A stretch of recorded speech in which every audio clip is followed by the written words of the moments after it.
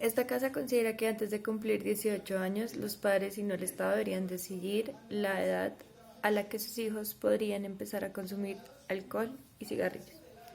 Entonces, algo muy importante que hay que entender en esta moción es que precisamente esa decisión va cuando los padres aún tienen, digamos, la patria potestad sobre sus hijos, es decir, ellos son los representantes legales de sus hijos, son quienes toman decisiones por ellos, se considera que el hijo, digamos, no tiene la capacidad suficiente de tomar ciertas decisiones en su vida hasta que tiene la mayoría de edad, por eso, digamos, son los padres quienes interceden por él. Entonces, es importante como hacer esa aclaración, es hasta la vida en la que, es hasta la edad en la que el padre necesariamente pues puede hacer este tipo de determinaciones. Entonces estamos hablando de un promedio de edades entre los 12, 17 años, por ejemplo, y es importante en la medida en que hay, digamos, el primer criterio que es más importante es que cualquier consecuencia que ocurra o acarree, digamos, una dinámica alrededor del alcohol y el consumo de cigarrillo es de agencia o de intervención directa de los padres, es decir, quienes perciben las consecuencias de que sus hijos empiecen a fumar a cierta edad, que empiecen a tomar a cierta edad, son necesariamente los padres. Entonces, ¿por qué, digamos, entonces resulta también relevante que el tipo de crianza que den los padres esté dentro de esta línea de autorización? Y porque, bueno, el Estado no debería tener esta agencia, pues vamos a hacer ahí como la comparativa de por qué el Estado no. Entonces, creemos que la figura de responsabilidad legal de los padres implica siempre ese primer filtro de lo que le conviene o no le conviene a su hijo. Creemos que ese tipo de cercanía que existe entre un padre y un hijo hace que éste pueda conocer mucho más fácil su cuerpo y también qué actitudes presenta el menor respecto de ciertas dinámicas dentro de la vida social.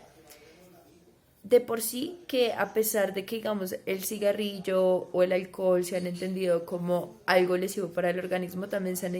han entendido como mecanismos de convivencia social, mecanismos de relacionamiento social. Por eso es que muchas veces pues las personas se incitan a fumar a sí mismas, es porque muchos de sus amigos lo hacen, o muchos de sus compañeros, o mucho de su círculo, incluso su papá lo hace, pues porque no podría hacerlo yo. Asimismo, digamos, en términos del alcohol. Hay que entender algo, entonces, es que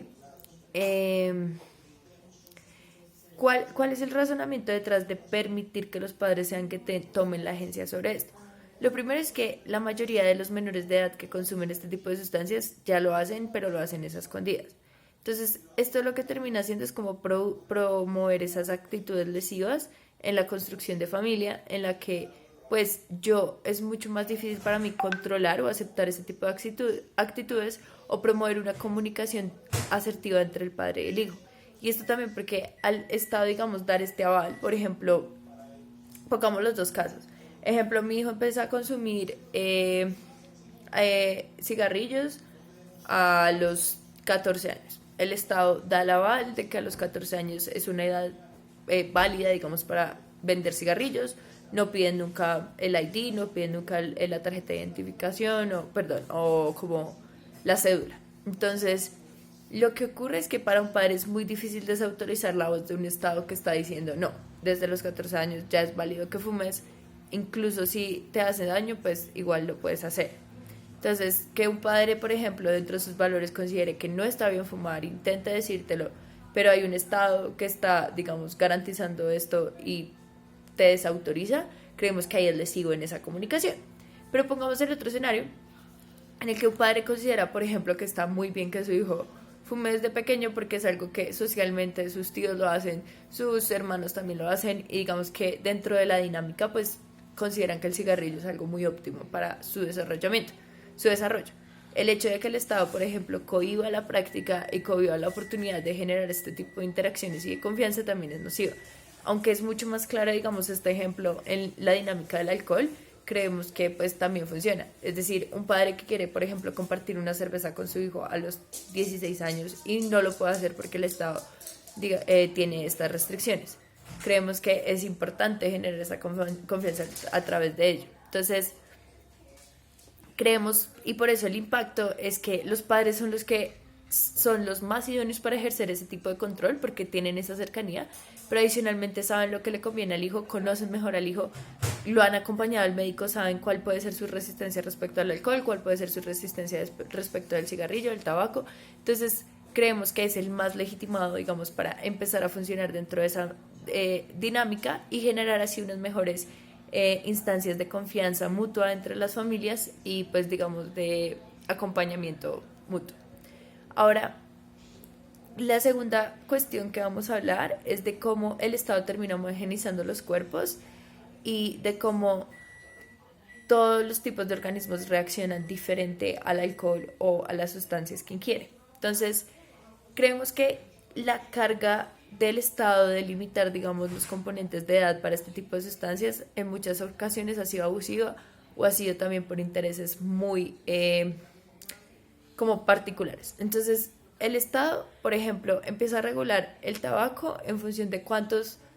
consumidores necesita para realizar un recaudo suficiente, ya que el tabaco es uno de los que más contribuye, digamos, a los gastos públicos. En ese orden de ideas, este Estado nunca está pensando realmente en el bienestar de los ciudadanos per se, sino que está pensando, digamos, en un rubro, en un aumento del presupuesto. O incluso si está pensando en el bienestar de los ciudadanos, expone muchas veces a los ciudadanos a que reciban este tipo de cuestiones. ¿Qué ocurre cuando el Estado ya no es el que marca, digamos, esta potestad y no que genera, digamos, estas dinámicas abusivas de decir como a los 18 años sí es que se puede votar, a los 18 años sí es que se tiene la capacidad? Creemos que es mucho más fácil para un padre, por ejemplo, acudir a estudios científicos, acudir a médicos, acudir a otros agentes que tengan mayor autoridad que un Estado que toma este tipo de decisiones un poco arbitrarias que no funcionan dentro de las lógicas. El impacto ahí es la mayor agencia del padre nuevamente, pero la mayor agencia encaminada a recolectar mejor información para sus hijos, mejor información para su bienestar. Creemos que esto es mucho mejor para el status quo, por eso orgullosos de defender.